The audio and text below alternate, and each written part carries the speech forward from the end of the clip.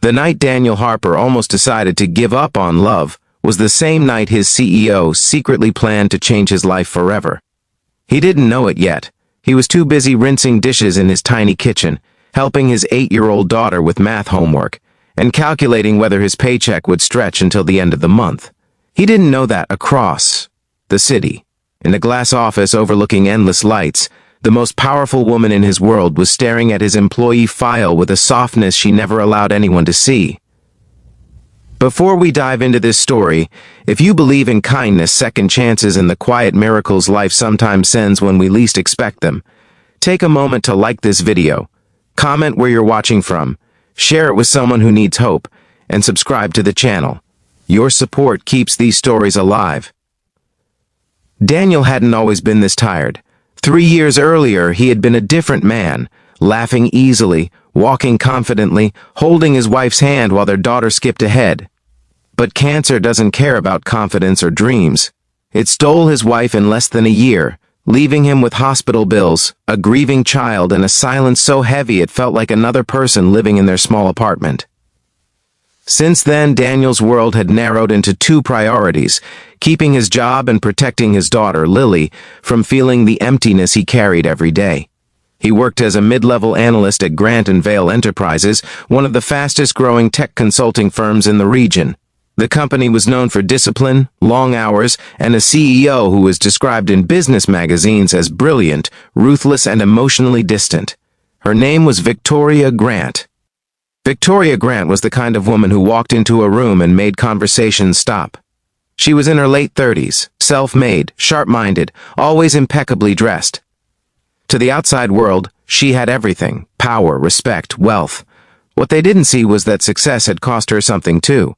Daniel had only seen her up close twice, once at a quarterly meeting where she praised the department's results without smiling, and another time when Lily had unexpectedly shown up at the office because Daniel's babysitter canceled at the last minute. That day had been chaos for him. He had tried to keep Lily quiet in a spare conference room, giving her crayons and a tablet while he rushed between tasks. But children get bored. Lily wandered out, curious and innocent, straight into the executive hallway. Security had been seconds away from escorting her out when Victoria herself stepped out of her office. Everyone had expected tension. Instead, there had been a strange pause. Victoria had crouched down slightly, her heels clicking against marble floors, and asked Lily about the drawing in her hand.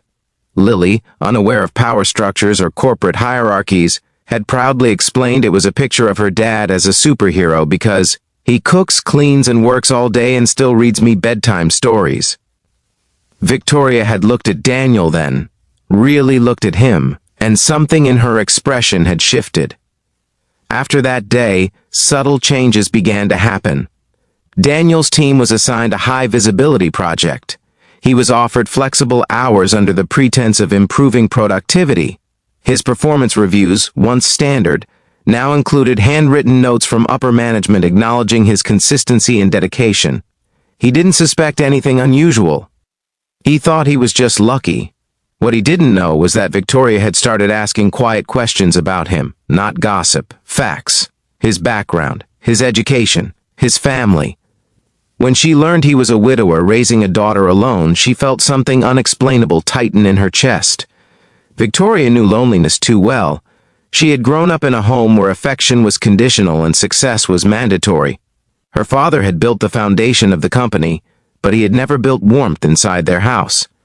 Love was replaced with expectations. And when he passed away suddenly, Victoria inherited not just a corporation, but a legacy she felt obligated to protect at all costs. She had dated in the past. Wealth attracted attention. Power attracted ambition. But sincerity was rare. After a few painful betrayals, she had stopped trying, until she saw Daniel in that hallway, standing awkwardly, apologizing for something that wasn't wrong, while his daughter defended him with pride.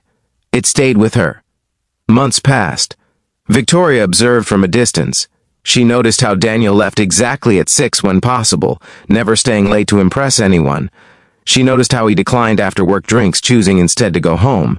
She noticed how he never complained even when others did. One evening, while reviewing quarterly reports, Victoria overheard two managers discussing Daniel's refusal to join a company networking dinner.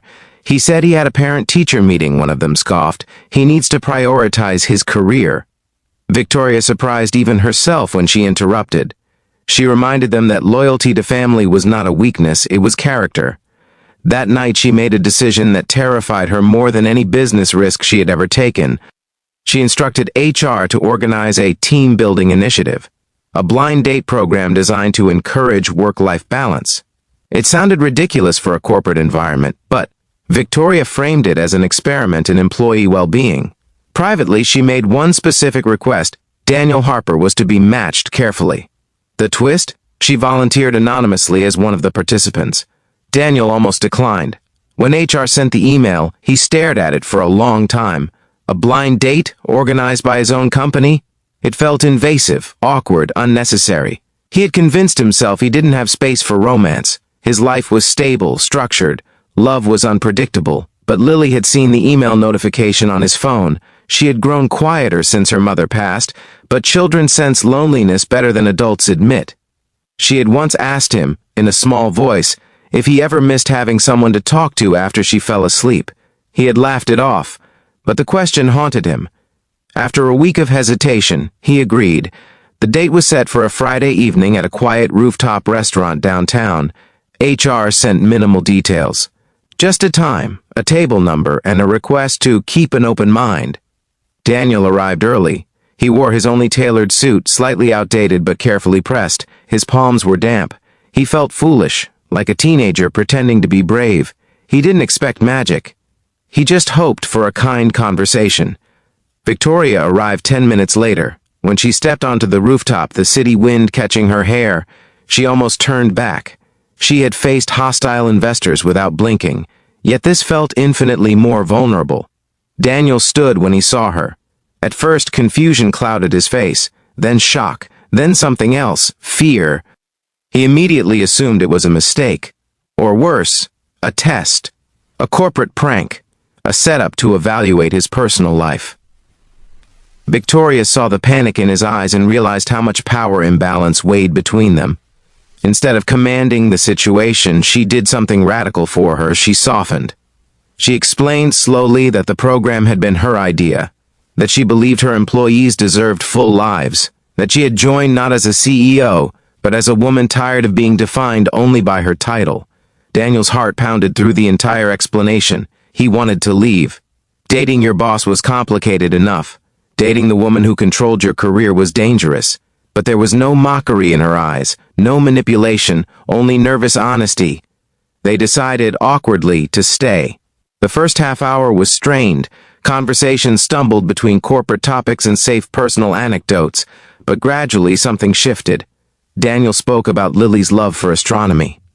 Victoria confessed she used to watch the stars alone on her penthouse balcony when she couldn't sleep. Daniel shared memories of his wife, not with sorrow but gratitude. Victoria listened, not threatened, but moved by the depth of his loyalty. For the first time in years, Daniel talked about the fear of failing as a single parent, the exhaustion of being both mother and father, the guilt when he missed school events. He didn't realize tears had formed in his eyes until Victoria gently passed him a napkin. She didn't offer corporate solutions, she didn't analyze, she simply said she admired him. No one had said that to him in a long time. As the night stretched on, laughter replaced tension. They discovered shared values: integrity, responsibility, quiet resilience. Victoria admitted she had built walls so high she forgot what it felt like to let someone see her without armor. Daniel admitted he had built routines so strict they left no room for hope. When dinner ended, neither wanted to acknowledge it, but reality waited. The next Monday at work felt surreal. Daniel expected whispers, judgment, maybe even consequences. Instead, Victoria maintained professional distance. Meetings were formal. Emails were precise. She protected his position by ensuring transparency with HR and senior leadership, declaring the relationship personal and consensual before it even fully existed. That gesture alone told Daniel everything. Weeks passed. They met discreetly outside work. Victoria visited Daniel's apartment for the first time with visible hesitation, unsure how to step into a world so different from her own. Lily opened the door. Children can sense sincerity instantly. Lily studied Victoria with curiosity, then asked if she liked superheroes. Victoria answered honestly, she was learning to. That night, sitting at a small kitchen table, Victoria experienced something she had never known: simplicity without pretense. No boardrooms, no expectations. Just homemade pasta, a child's laughter, and a man who didn't see her as a title. Challenges didn't disappear, rumors spread despite precautions. Some employees questioned favoritism. Daniel struggled internally with pride, refusing special treatment. Victoria faced criticism from board members who believed personal attachments weakened leadership. There were nights they argued about optics, about power, about whether love could survive corporate reality. But each time doubt surfaced, they returned to one question: were they better together than apart? The answer remained yes. Daniel didn't become wealthy overnight. Victoria didn't abandon her company. Instead, they built something balanced: transparent policies, clear boundaries, mutual respect. Victoria eventually created a family support initiative within the company: childcare partnerships, flexible scheduling, mental health resources. Not as a romantic gesture, but because she had finally understood that strength in leadership includes compassion. Daniel, inspired by her courage, proposed something he had never imagined doing again.